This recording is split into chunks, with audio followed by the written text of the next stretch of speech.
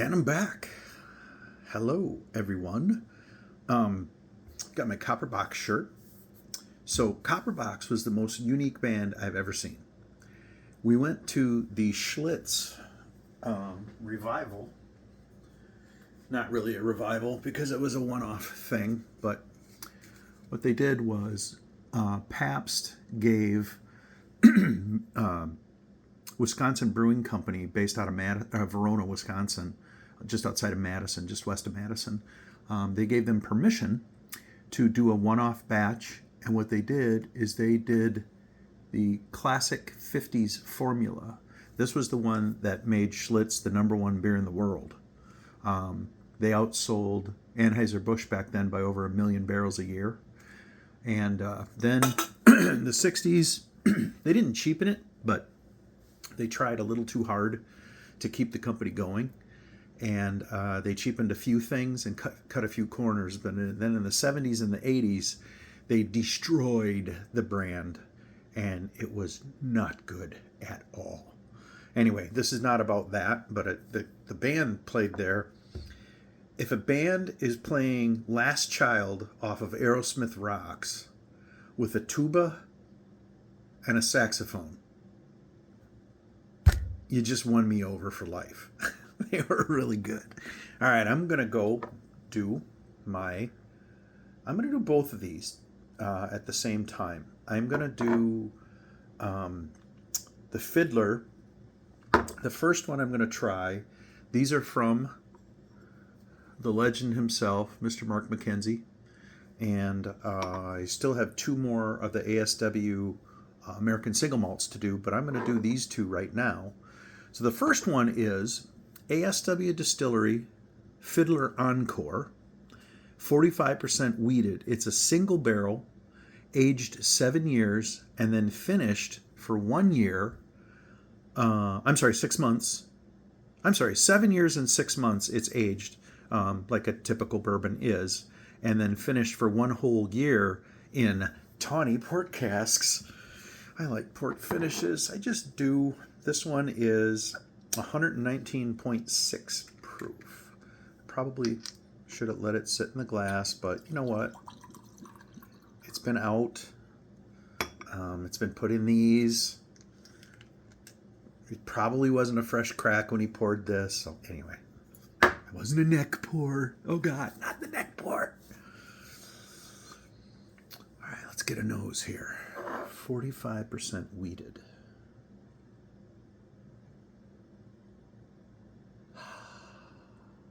I could tell a weeder. I would have got this one blind. That's not a huge feat, I know. Go ahead, make fun of me. Soft, soft, soft. This is like it's like a pillow on the nose. It is very inviting. I'm not catching. Lately, I haven't been. People are sending me such good stuff that I'm not catching any ethanol, knock you over stuff, except for that one stag that didn't hit me right. Oh, Mark, the color on this. Holy mackerel. That's like reddish brown, deep, deep amber.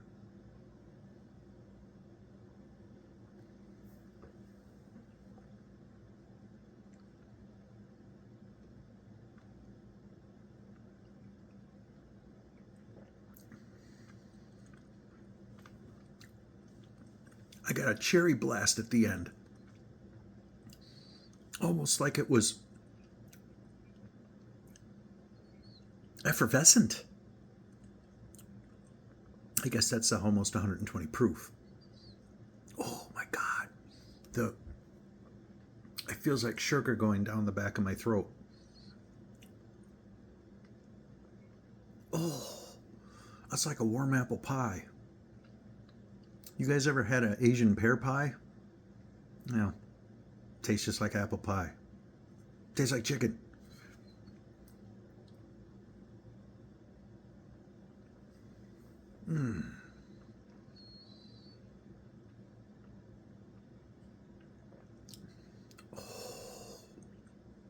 I'm a weeder and I'm a finish guy.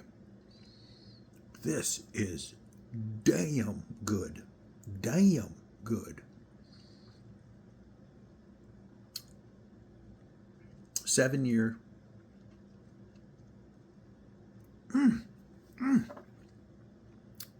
7 years, 6 months. I wonder what it would taste like. It was another, like a year and a half in the Tawny Port cask, because that's giving it the mocha back end. All right, so third sip.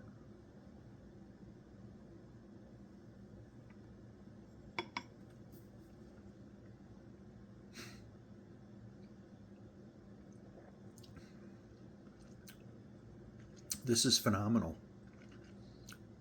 It's a serious bourbon. This is not for the real faint of heart, but it is a sipper in my book and a savorer. Sip and savor. Holy mackerel. That one gets a 91. Very good. I'm going to pause it to get some water. Agua.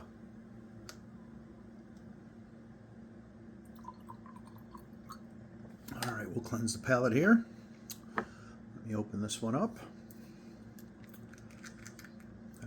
This is number 2 of 2. Oh, thanks. I can get my neck pour out of that one, can't I? Okay, the second one of 2 is a Fiddler Encore. I'm sorry, Fiddler Georgia Heartwood Bourbon. It is a short toast release. It's finished with charred Georgia Heartwood staves, and it is 120.8 proof.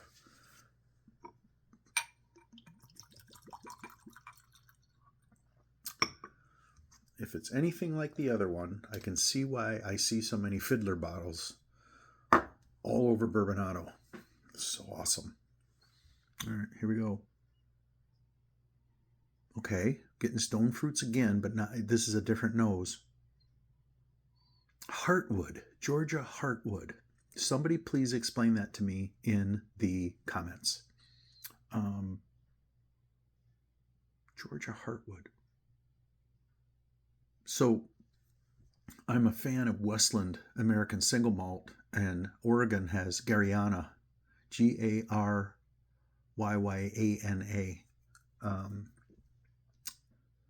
Garyana Oak, I think it is, that gives it the distinct flavor that they have. Oh, wow.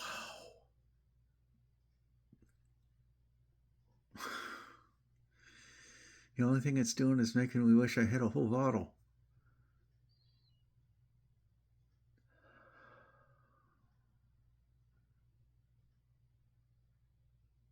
Warm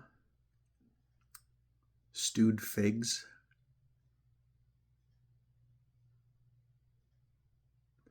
Molasses and brown sugar.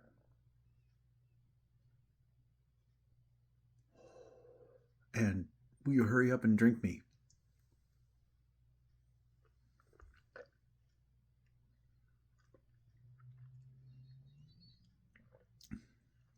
This is higher proof.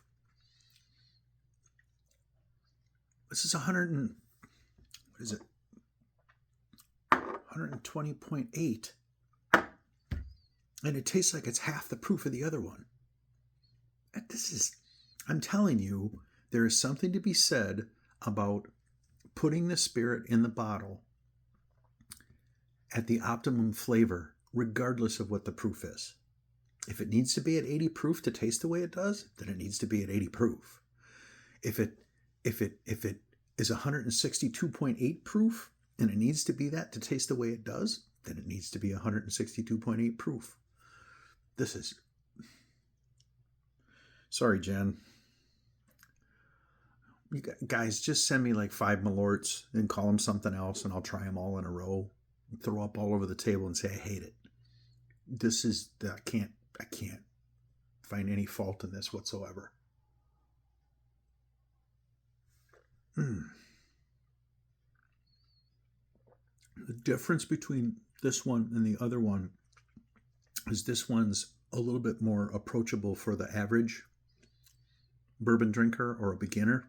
If the beginners that are trying to embrace high proof, that's what I would say.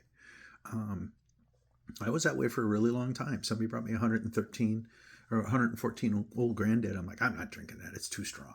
I drink Four Roses. It's 80 proof. Boy, was I wrong. Wow. This is like,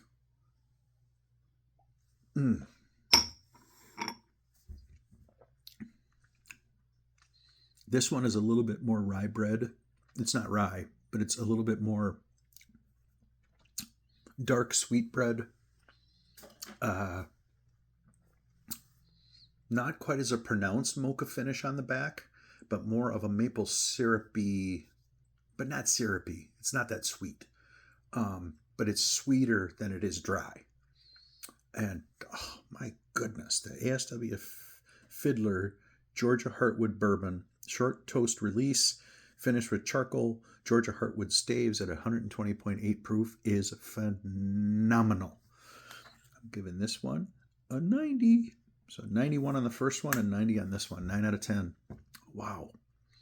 Thank you again, Mark. I got 2 more to do for you. And Cesar, I'm going to get to all 4 of yours probably, maybe by the weekend. I'm going to try and do that. I'm trying to spread these out a little bit so it's quality over quantity. Thanks, everybody. See you soon.